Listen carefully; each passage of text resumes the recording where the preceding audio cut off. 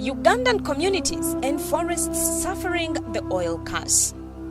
Delving into Uganda's oil industry, one finds a trail of unresolved issues.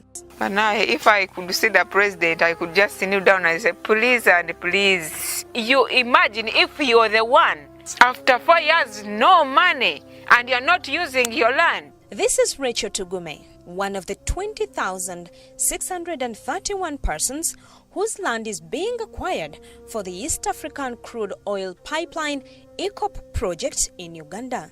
The EACOP project is being implemented by the Ugandan government, Total Energies, and China National Offshore Oil Corporation. Tugume joyfully welcomed the project in 2018 on assurance that compensation was coming soon. They stopped me from growing those crops that can take long to harvest. I could use my land to plant cassava. So at this time, I'm not planting anything in my land. I'm just waiting for them. But now we are running 4 years. By July 2022, Tugume was yet to be compensated by the EACOP project developers. Yet she had been stopped from using her land to grow perennial cash crops. This made her lose income.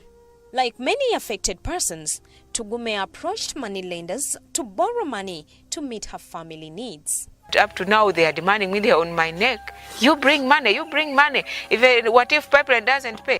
These challenges find Tugume healing from the scars of a family breakup caused by compensation cash from the oil refinery project. Can't you see I'm at my mom's home? He got something like 60 million. Only you constructed for another wife who is married, not to gain anything. Tugume and others continue to curse the oil industry. I don't know for sure how we spend the money. All I'm just regretting now, even him himself is regretting, saying, I wish I knew, but the money got over. Even today, they are still in the court. They are saying they gave them little money. From 2010 up to now, they have not yet added the money. Nelson is another person whose land is being acquired for the EACOP project.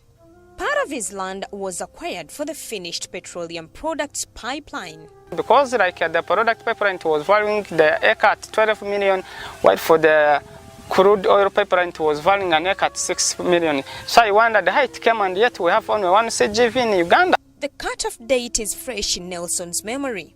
This is the date on which households whose land is being acquired for the EACOP project were stopped from using their land for major economic and other activities. 15th March 2019.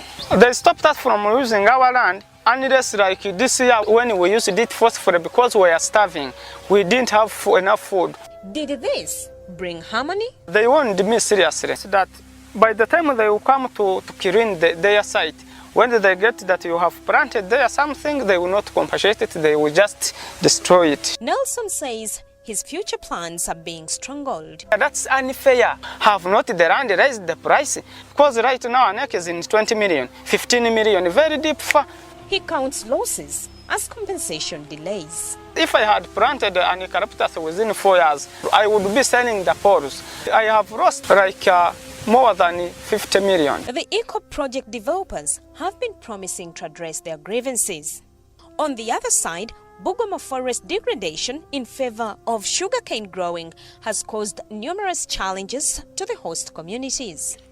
Part of Bugoma forest was taken following an oil-induced land-grabbing bonanza in Uganda's Albertine Graben. To the community, Bugoma forest is their pharmacy of herbs under attack. Some trees surely cough when some women are going to deliver and they get some complications. We can't access as of now. Like there is Omskamoli, Omitansuhela. The latest livelihood-threatening action in 6 years of the Bugoma conflict was damage of over 300 acres of crops, allegedly by Hoima Sugar Limited, the investor on the disputed land. The investor denied the allegations. It's when the graders came and started digging out our maize, beans. My garden was 2 acres cleared by Hoima Sugar. This footage from social media was shared by local human rights defenders in May 2022. That was our only garden. This season we have nothing. Mr. Hassan is the chairperson for Save Bugoma Forest Campaign local chapter. Konga twazo mu bugabe bw'abantu nitureba ngo abantu abo bini kuba nibashashurwe misiri yabo ko ati bakigura go ruhenda bagiye ngunora baha konka no bucyakuba cyabireho omuntu gwashemire kuba nahebwa notice akihame ibintu byeye akagenda. Bugoma forest degradation has also affected community water sources. It's no longer looking good like the way how it was. A lot of things have been falling there. As it was deep, it is now just on top. That is the Hohwa River. Human-wildlife conflict too is growing, as explained by the chimpanzee protection focal person, Nyairongo community. They came and attacked a certain person. It was speared and killed, and it was eaten. The chimpanzee. Gardens are being destroyed by wild animals. Amid all this is a growing danger of climate change effects linked to depletion of the natural environment in favor of oil-induced developments. We used to experience good rains, which were seasonal, twice in a year. But at the moment, it has changed totally. I have planted beans, 40 by 40 meters. I've just harvested 30 kgs because of the sunshine. I could get 1.5 sacks.